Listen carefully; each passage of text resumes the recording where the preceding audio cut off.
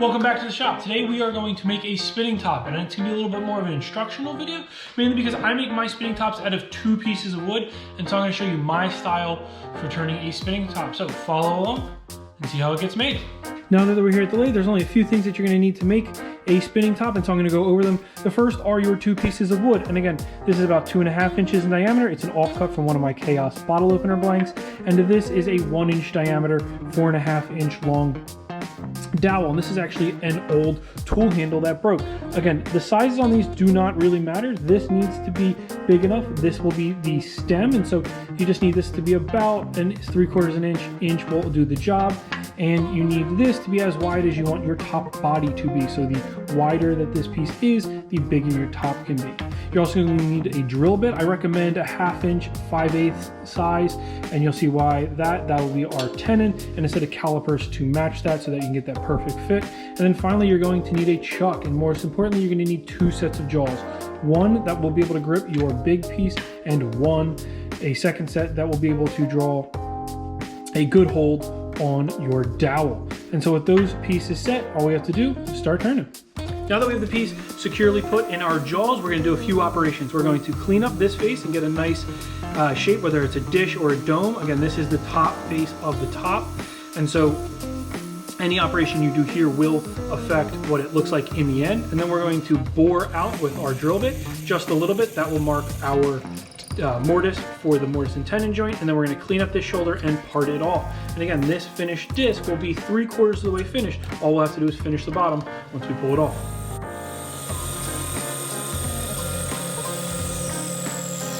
I've got a jam chuck mounted in the jaws of my chuck, and again, this is purely because I make a fair amount of these. When I first started out, I simply would just take this and throw it in the chuck jaws to get that nice tough grip. And again, hold on. There's a little marking on the end, but that tends to just, kind of fade away as time goes on.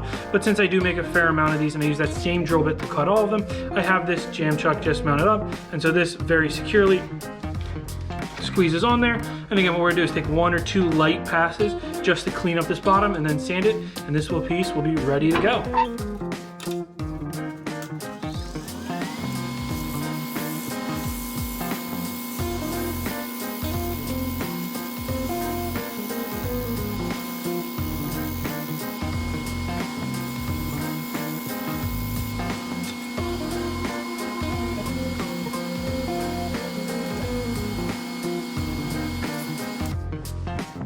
Now that we have our pin jaws on here and we have our stem cut, I just put a little shoulder on here so I can get a nice grip on it and get a nice good seat. We're gonna mount that up.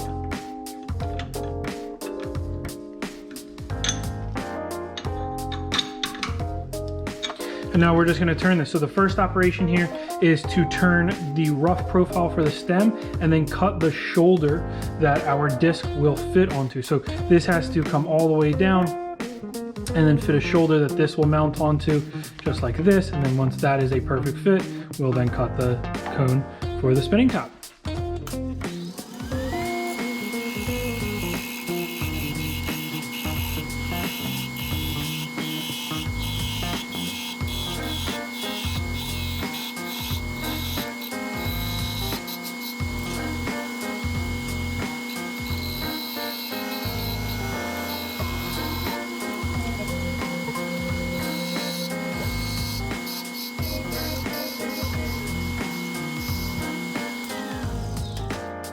Now that we have the rough profile and we've got this shoulder cut, and if we check that with our disc, notice it goes on and you get a nice snug fit. Get that perfect seal.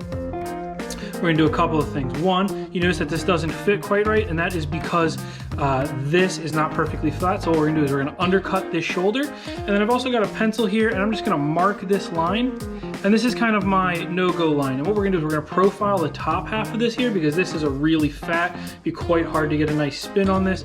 And we're also going to then start cutting our cone here, and then I'll give this point. I do put a point on the top of all of my tops. All spinning tops should be able to spin in both directions, and you need a point on that.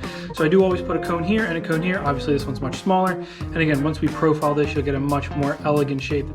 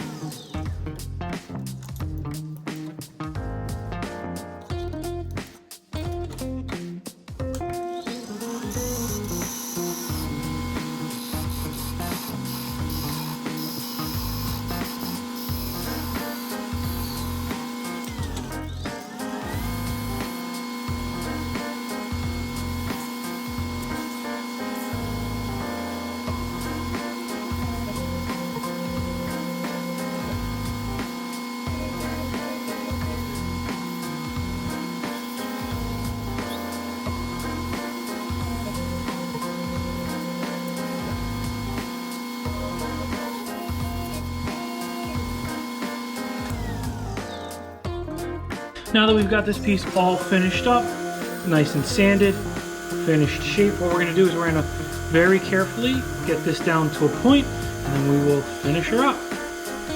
Now that the piece is finished, we have our finished stem and our finished disc. The one thing I do always do is I take my tops and I just put the piece of sandpaper in my hand, normally 400 grit, and I just rub it around a little bit. That just knocks off that very sharp point, which normally breaks and then your top wobbles. This kind of starts it off with a nice solid.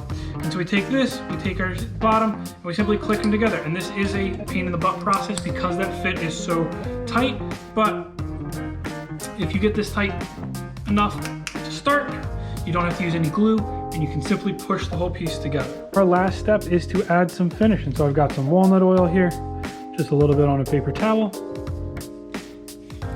and rub the whole thing down. You can really see on a chaos blank like this how you get these really cool colors and patterns that come through and really get to spice up a piece.